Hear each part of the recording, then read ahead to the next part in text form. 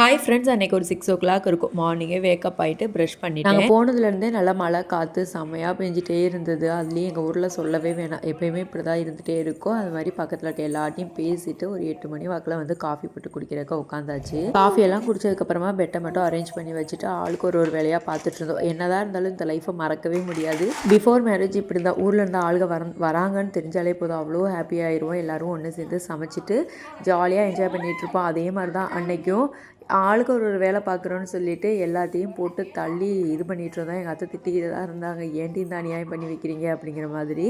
அன்றைக்கி வந்துட்டு கொஞ்சம் எங்கேயாவது வெளியில் போயிட்டு வரலாம் அப்படின்னு சொல்லிட்டு சும்மா சுற்றி பார்க்குறதுக்காக, அதனால தான் எல்லாத்தையுமே எடுத்து அரேஞ்ச் பண்ணிட்டோம். வீட்டிலேருந்தே சாப்பாடு கட்டிட்டு எடுத்துகிட்டு போயிடலாம் அப்படின்னு சொல்லிட்டுனோம். நான் வந்து ட்ரெஸ் எல்லாம் வாஷிங்க்கு போடவே இல்லை, ஏன்னா சரியான மழை பெஞ்சிட்டே இருந்துச்சா. அதனால் தம்பி பார்த்திங்கன்னா வீட்டில் தங்கவே இல்லை. இப்படி தான் எல்லாருக்குள்ளேயும் போய் ஊர் சுற்றிக்கிட்டே தான் இருந்தான். அவன் என்ஜாய் பண்ணான் என்னை விட. மேக்கப் எல்லாமே முடிச்சதுக்கப்புறமா சாப்பிட்டுட்டு கிளம்பிட்டோம். எங்கே போனோங்கிறத அடுத்த விலாகில் காமிக்கிறேன். பாய்.